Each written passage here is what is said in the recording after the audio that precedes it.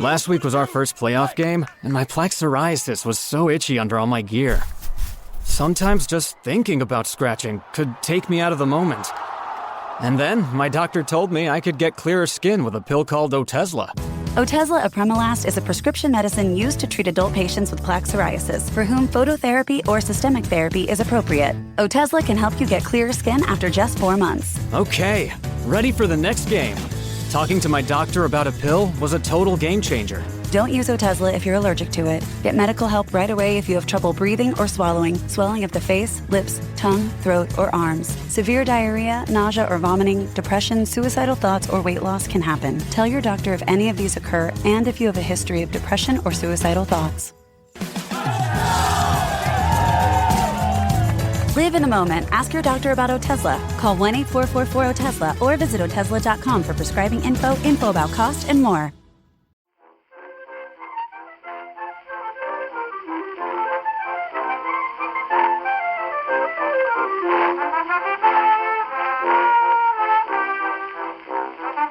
Hello and welcome to Backlisted, the podcast that gives new life to old books.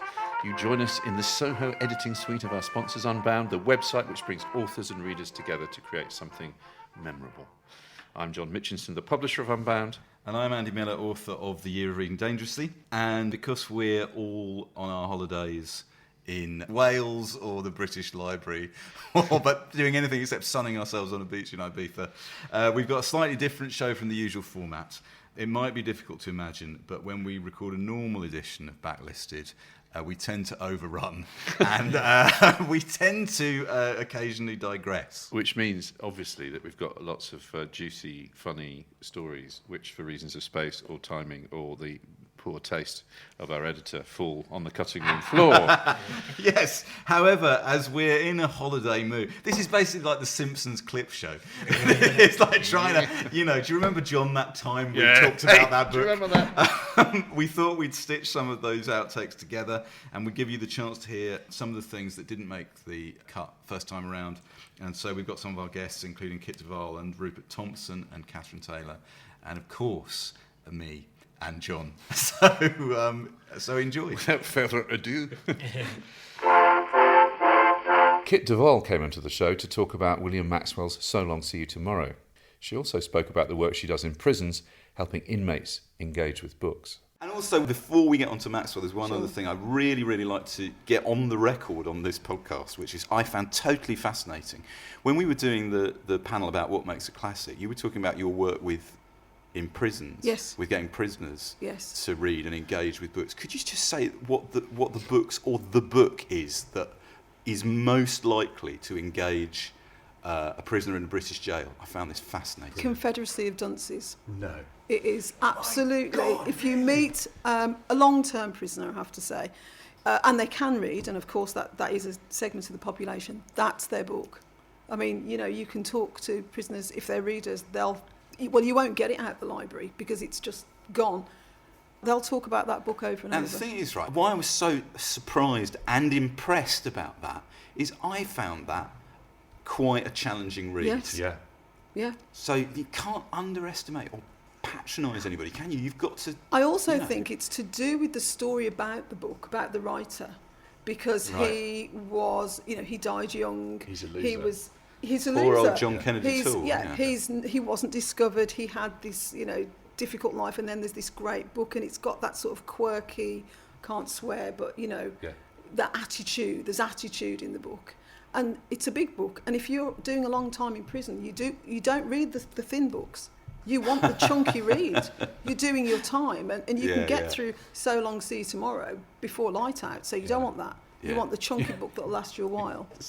The thing that I love about that, I say this in Year of Reading Dangerously, is actually many of the people, I find this hilarious when you said it, because I can add a category, right? Many of the people who love A Confederacy of Dunces are, to prisoners, we can add writers. Yes. Because there's something about the Ignatius J. Reilly character, his belief that the rest of the world are idiots, who have failed to recognise his genius. Yeah. Absolutely.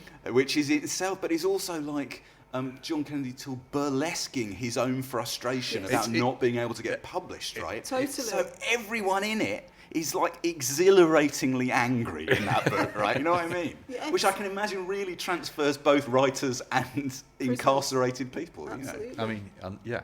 But that is the best single literary fact I've heard in a long time. So, and just going to really cheer me up. Because I love that novel. But I love there is a theory about gout that it's all repressed rage. But that book is kind of, it is a sustained howl, isn't it? Absolutely. Of the most brilliant kind.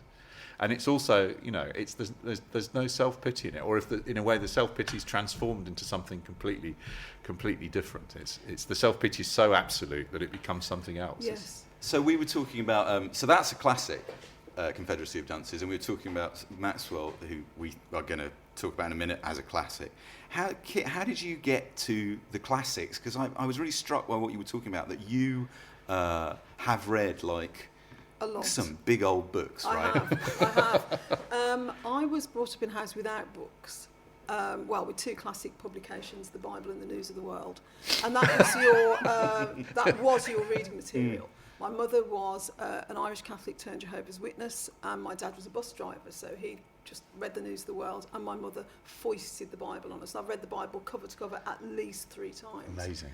I left home when I was 15, and sex, drugs and rock and roll. Came to when I was about 21, 22, and thought, not smoking anymore, not taking any drugs, not drinking, what can I do? I know, I'll read. So I got some recommendations from my boss at the time, who's a lawyer, and I said, give me 10 books, just any 10 books. And he was an army man, so he gave me The Siege of Krishnapur, 3 Men in a Boat, The Riddle of the Sands. We've done Riddle of the Sands on this podcast. He just gave me these 10 books, but in there, and I loved those books, no problem at all reading them, but in there was Madame Bovary. Wow. And in there was Thérèse Raquin, and lots of others. And I was off. So I read those 10, and I went back and back and back to Dillon's, as it was then, and just bought the black penguin spines, just next black spine, till I felt I'd done that. A couple of 100 books later, probably. That's so brilliant. I discovered vintage, the pale blue-green, modern classics. Penguin.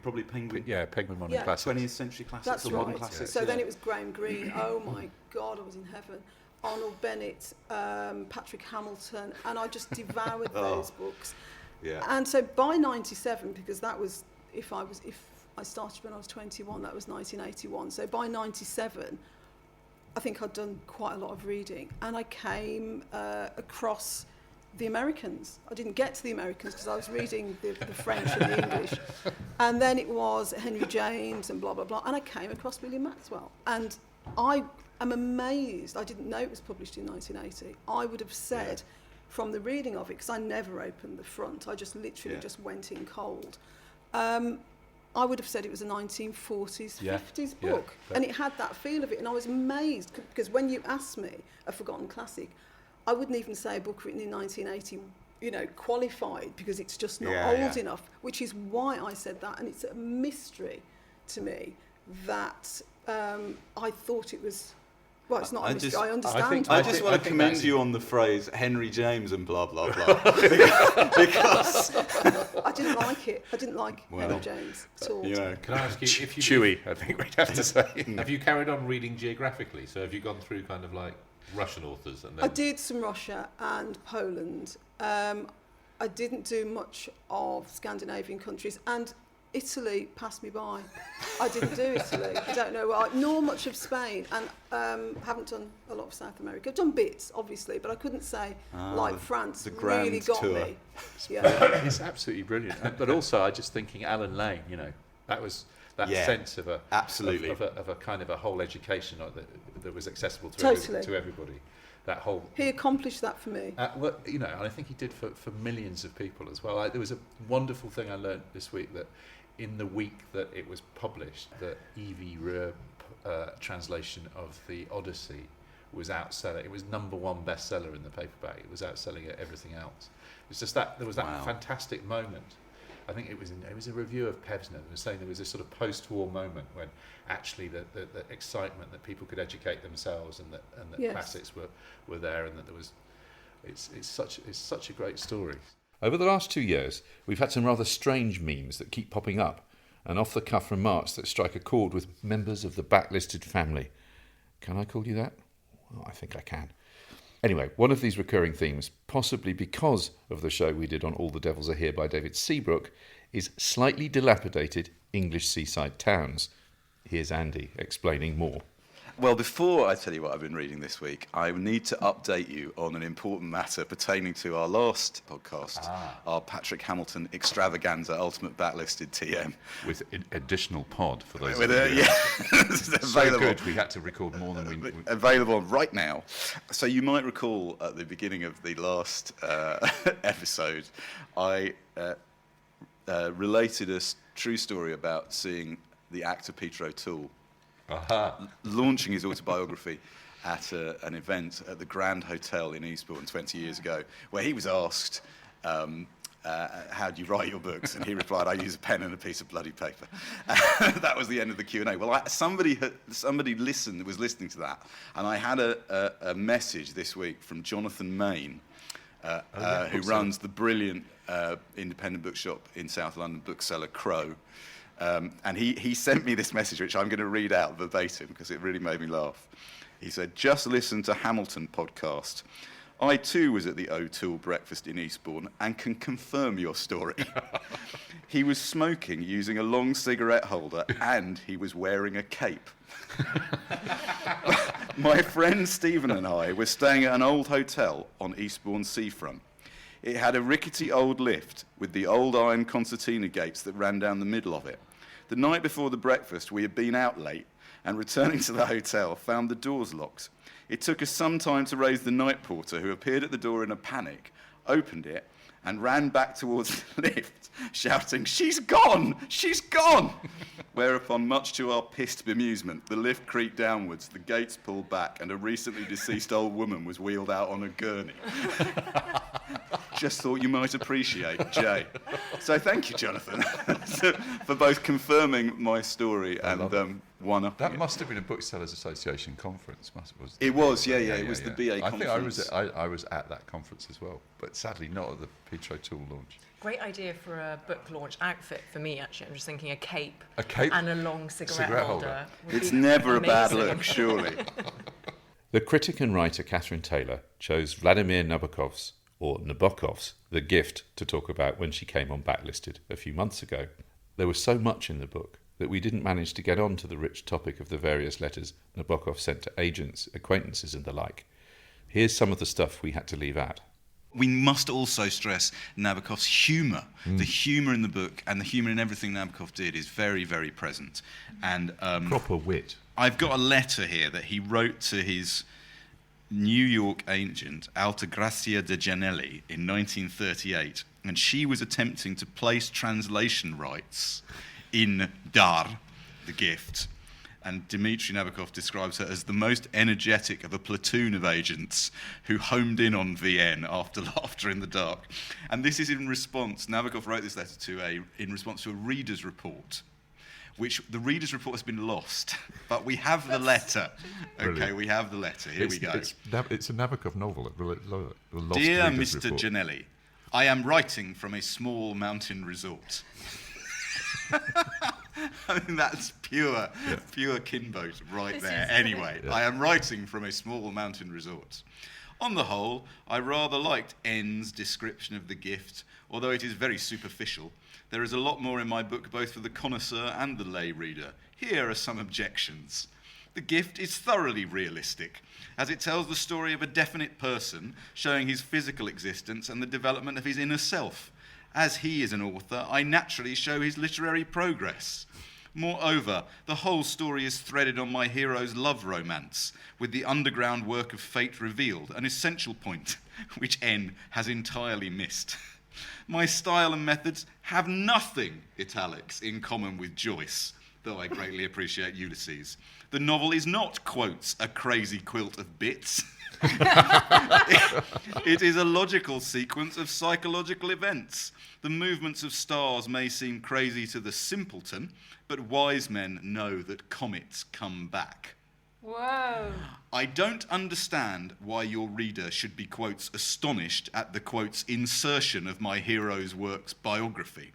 The preceding chapters lead up to it, and as samples are given of all my hero's literary production, it would have been an impossible omission to leave his chief book out. Moreover, at this point, my hero's interpretation of Chernyshevsky's life, which incidentally took me 4 years to write, lifts my novel to a wider plane, lending it an epic note and, so to say, spreading my hero's individual butter over the bread of a whole epoch.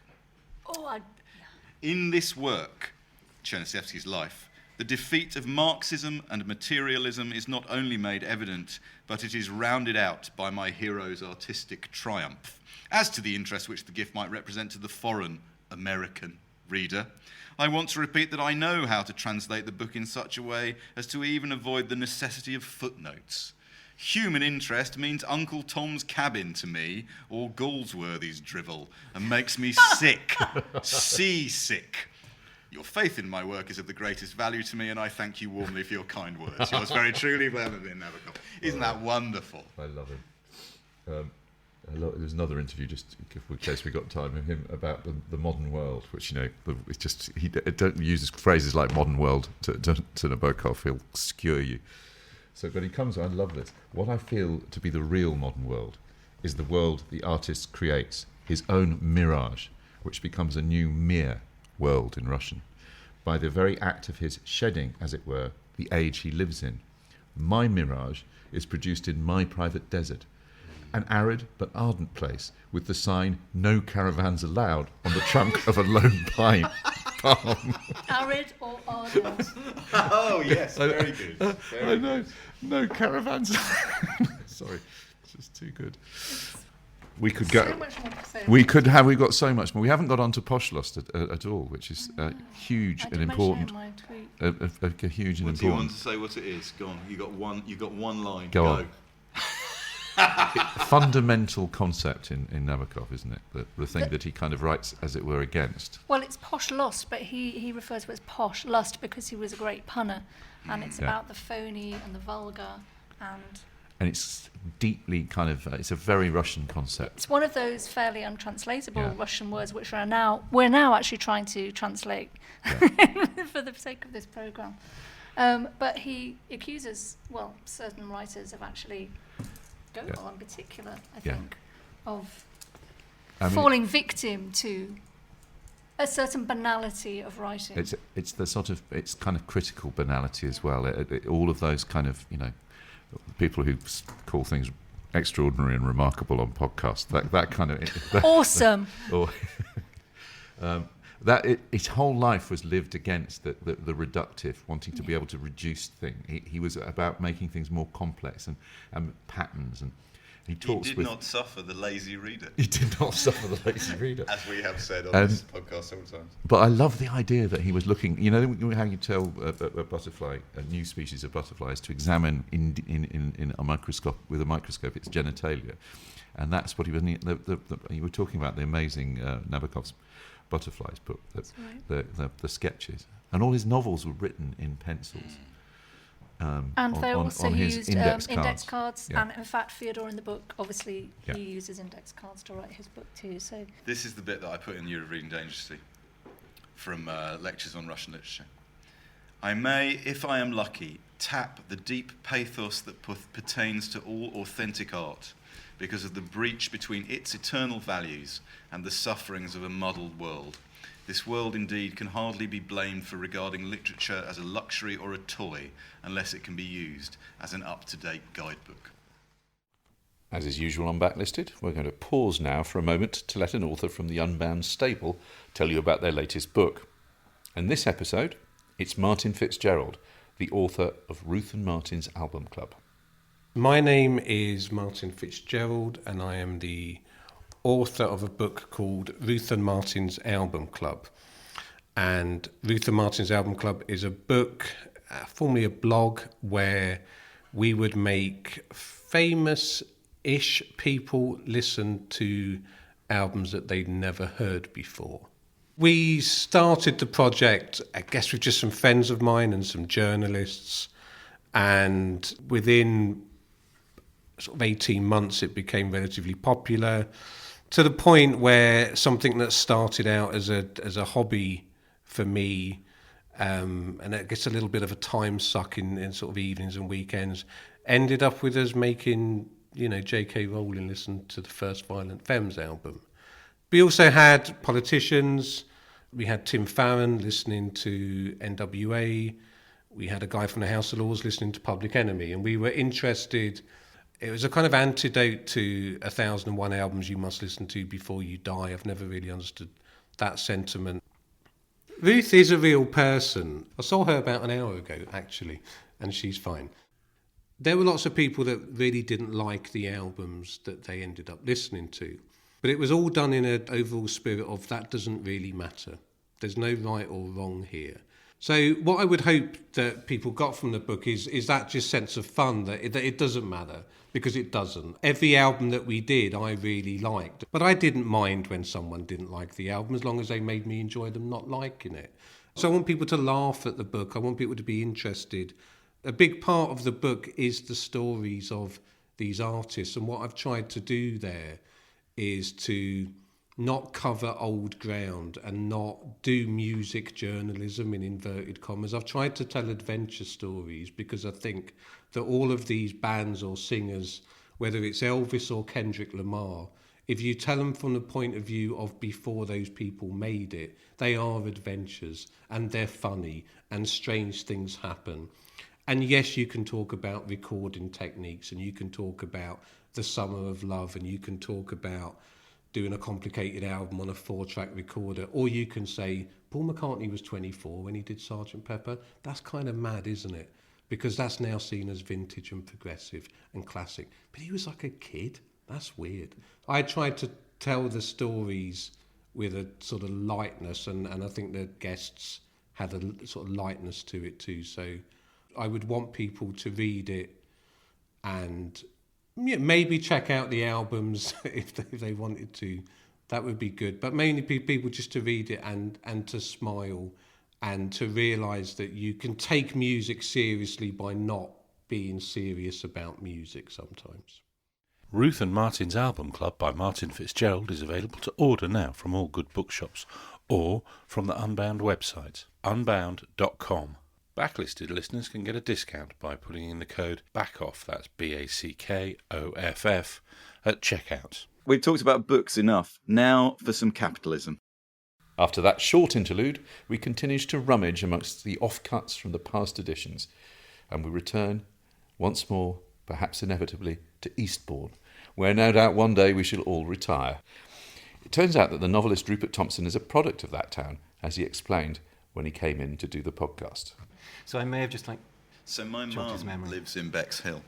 Yeah. And has lived in Bexhill for 27 years. She moved to Bexhill 27 years ago. Is the Curzon in Eastbourne? Is that it may not still be there. Is that the cinema that's near the Arndale Centre? It's on Seaside, which is it's sort of the east end of Eastbourne towards the Crumbles. Yes, the Crumbles indeed. It's down that way. Is that the name for people who live in Eastbourne? This is becoming a regular Eastbourne podcast. I told a story last time about seeing Peter O'Toole in Eastbourne at the Bookshop Association conference. Shabby English seaside towns. There's a really famous. One of the famous things I used to hear growing up was that Roger Moore lived in Eastbourne, and because there's one high-rise building in Eastbourne called South Cliff Tower or something, and he apparently had the penthouse in that. Apparently you have no way to verify. Let's just assume that that's true. It's a lovely idea. Yeah. Lovely thought. Pep up all visits to home. I can feel All's horrible psychogeography project kind of emerging, can't you? It's sort of a kind of benign octogenarian version of All the Devils Are Here, set in Eastbourne. Well, it's not that nasty a place. People are mostly very nice here. Or a book called Mr. Bond, I assume, where you travel to towns where you've heard that Roger Moore might live. As a way of exploring very odd. memory. What is it about films? It's just because that All the Devils Are Here, the David Seabrook book, which we did, one of our favourite podcasts we done last year, is all about. I mean, it was Charles Hawtrey plays a kind of sinister central role in that. Who lived and very much died in a deal. And then Whitstable, your own hometown, Peter Cushing. Indeed. I mean, Peter Cushing lives in Whitstable. He buys vegetables on a bicycle. Was a song. Was it? Yeah, have you never heard? How's that go? Peter Cushing lives in Whitstable. He buys vegetables on a bicycle, on his bicycle. Honestly, if you've never heard... See, it really comes alive. It's called Peter Cushing Lives on... We used to have it on the QI website. I'll find it for you. Listeners? Well, somebody out there will know. Already this episode is taking on unexpected new shapes and directions. Good. Back in the mists of time, Andy and myself both worked for our sins in the bookselling trade. When William Fiennes came in recently to talk about Paula Fox, the conversation got onto the kind of events that we used to attend back in the last century. I don't really go to these anymore, but in the 90s, I used to attend in my capacity as first a bookseller and then someone who worked at Waterstone's head office and then a publisher, author dinners. Do they still have author dinners? Well, we do, yeah. I mean, dinners where authors attend. Not quite in the same way, I think. Yeah, in the 90s what they used to do was they used to... Have they ever thrown one of these for you, William? No, I think I missed the... I've been some lunch... there were a few lunches around. Well, what they used to do was if an author had a book coming out, then the publisher would book a restaurant in the evening and they'd invite booksellers... and people from trade magazines and whatever from around London, and there'd be about 15 of you. There'd be you, and there'd be June from the Pan Bookshop, and there'd be somebody from Books Etc. and what have you, and there'd be this I now realise poor author. And I used to work for a great man called Dane Howell, who was the manager of the shop Kensington High Street, Waterstones. And if he was invited to one of these dinners, he would often send one of us in his stead if he couldn't go or didn't want to go. It was just one of the great booksellers of all time. And so I used to go to quite a few of these dinners. They weren't always great social events, was my memory. But partly that was the fault of us, that was partly our fault. I remember I won't say who this was, but I went to one author dinner for quite a famous author where I'd had a very long day at the shop and I'd been out the night before. And they read extensively from their new... I fell asleep at the table. And I have the copy of the book that they signed to me. And when I opened it, it said, Dear Andy, thank you for your close attention. It's so humiliating. I mean, so humiliating.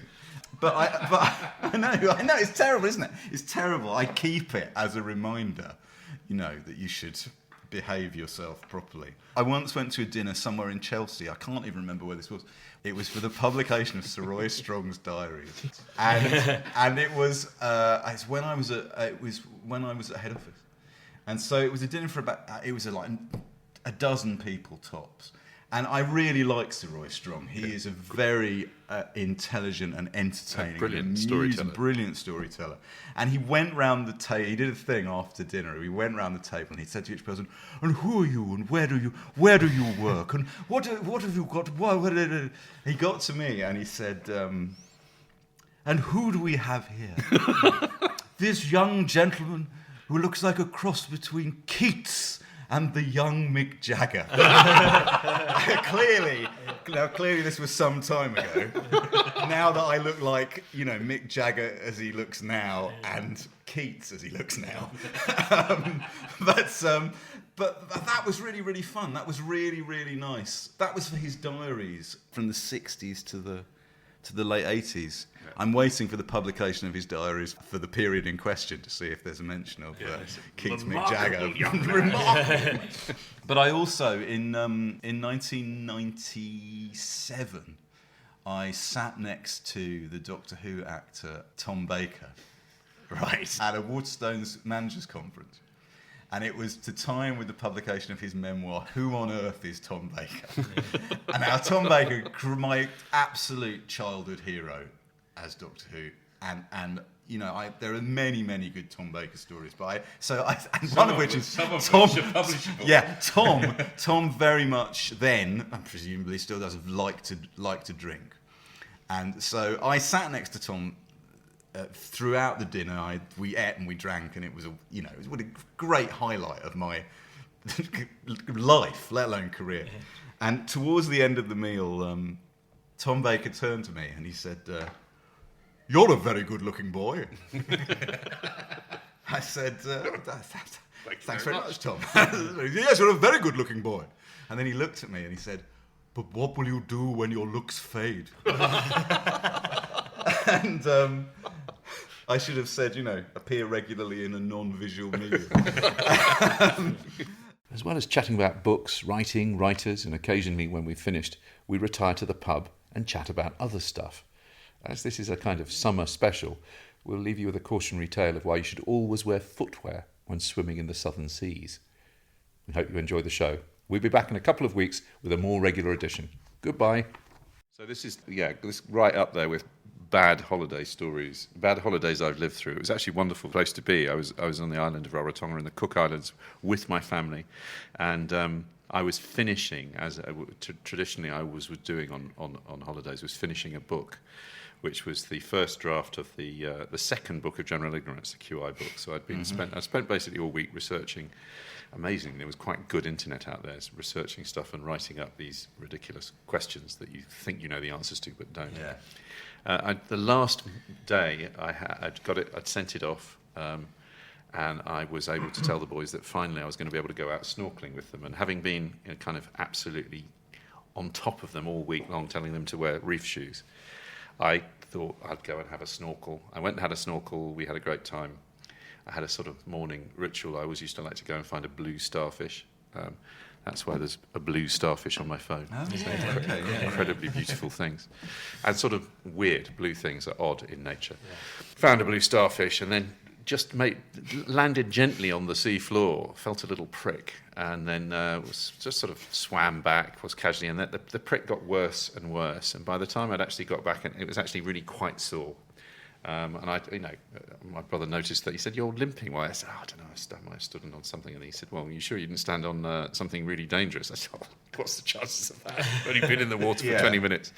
Anyway, to cut a long story short, about half an hour later, I was in severe agony and starting to sweat and feeling like I was about to pass out. So we drove to the hospital. There's one hospital in the main drag of Rarotonga, and got there. And by this stage, I was really starting to panic, because it occurred to me that I probably had stood on something, and the thing that you all dread to stand on is the stonefish, the legendary stonefish. Yeah. Right.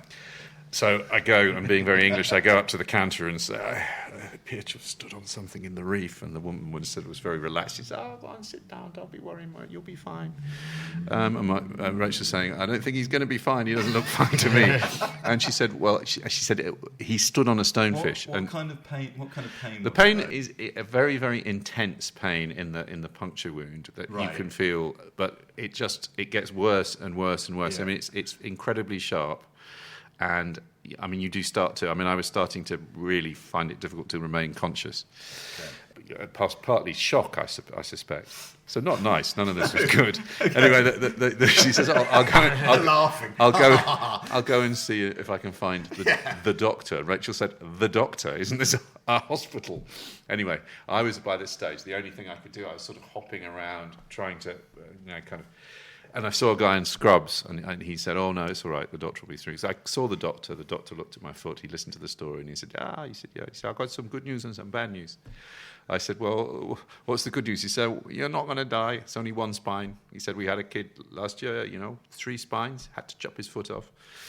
I said, "Okay, that's good." I said, "What's the bad news?" He said, "You know what to do with a stonefish, you've got to hot water on it, get hot water on it, kills the toxin, but..." He said, "This, you must..." I said, "Yeah, it was about an hour ago." And he said, "Yeah, I'm going to have to inject it with an anti-necrotic." And I said, "You know what that is?" I said, "Well, I know what anti means and I know what necros means." He said, "Yeah, you see, the toxin kills the skin, so I have to stop that." So I said, "Fine." I said, "Well, where do you have to inject it?" "In the puncture wound." So I'm on the thing with the guy. I mean, my brother had to hold me down, and it was like a horse syringe, horse tranquilizer. It was a massive bloody thing, incredibly painful. And then he said, "You're fine. I'll give you some codeine. Go and have a beer. Enjoy your last night on the island." So I did. I sort of sat there with my foot in a bucket, kind of in a lovely opiate haze, drinking beer. Unfortunately, the next day on the plane on the way back, I'd noticed that my leg had started to swell. And by the time we arrived in Queenstown in New Zealand, where we were supposed to be going skiing, I mean, it was like massive. My leg had. And I got off the plane. I hadn't seen my daughter for 2 years. And the first thing we said is, we've got to go to the doctor. So I said, what's wrong with Dad? He stood on a stonefish and it's gone wrong. So anyway, it turned out that I had the New Zealand, very brusque New Zealand doctor said, yeah, stonefish. She said, we don't get many tropical fish injuries up here in the mountains. It's normally people breaking their legs skiing. She said, yeah, but she said, that's cellulitis. I said, that's what? Well, she said, what did you do after the doctor had died? And I said, put my bucket of water. Bucket of water? A bucket of water, I mean, what, full of germs? The wound's infected. And then she got a biro and she drew a line around my thigh. And I said, what are you doing that for? She said, well, that's where the infection's got to. And I said, well, what happens? She said, well, if it gets to your heart, you die. Oh. I said, is it likely to? Well, I'm about to give you a bloody large dose of antibiotics to stop it. So another bloody great syringe comes out, pumps that in.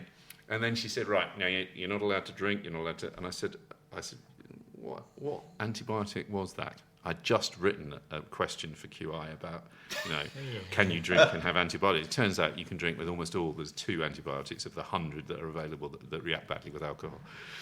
So I vouchsafed this information.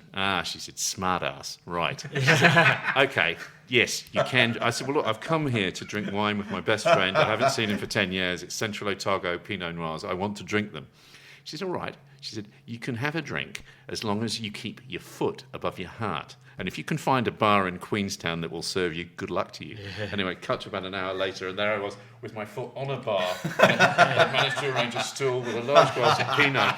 Everybody who came into the bar was saying, stonefish! The bloke's stood on a stonefish! Anyway, the coda to the story is, on the way back, we stopped in Hong Kong, and by this stage I'd researched stonefish to death, and I discovered that there were Hong Kongs that specialised in stonefish, restaurants in Hong Kong that specialised in stonefish. So we found one, and I got to choose my stonefish, that little bastard at the back, and they served it stonefish 3-way, which was brilliant. We managed to consume everything, the bones and everything. It was really satisfying.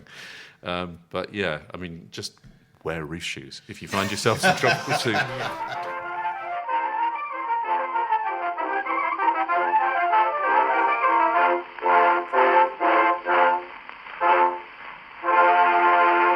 If you prefer to listen to Backlisted without adverts, you can sign up to our Patreon. It's www.patreon.com/backlisted. As well as getting the show early, you get a whole 2 extra episodes of what we call Locklisted, which is Andy, me, and Nikki talking about the books, music, and films we've enjoyed in the previous fortnight.